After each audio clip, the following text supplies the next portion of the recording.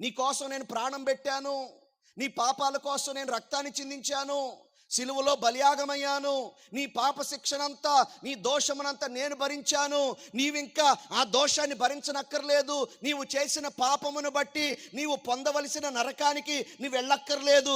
ఎందుకంటే నీవు వెళ్ళవలసిన నరకాన్ని సిలువలో నేను భరించాను అని ఆయన పిలుస్తూ ఉంటే, ఒకడంటాడు, సిలువలో 3 మేకులు కొడితేనే దిగలేనోడు మనల్ని రక్షిస్తాడంట అంటాడు.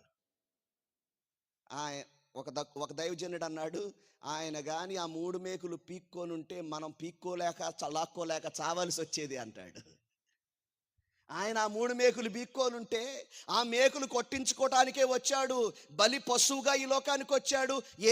మనం బలులు అర్పించలేదా? ఎప్పుడు బలులు అర్పించాం కదా. నువ్వు ఏ దేశానికన్నా వెళ్ళు, ఏ మతంలోనికన్నా వెళ్ళు, మేకనో గొర్రెనో తీసుకొచ్చి ఒక్క ఏటున నరకాలండి. ఎందుకు నరుకుతున్నాం దాన్ని? ఎందుకంటే అమ్మా తల్లి, నేను తప్పు చేశాను, నా తప్పును క్షమించు, ఇదిగో నా మెడప మీద పడవలసిన ఈ కత్తి దీని మీద వేసేస్తున్నాను, ఇదిగో బలి, నా కోసం ఇది చచ్చిపోతుంది.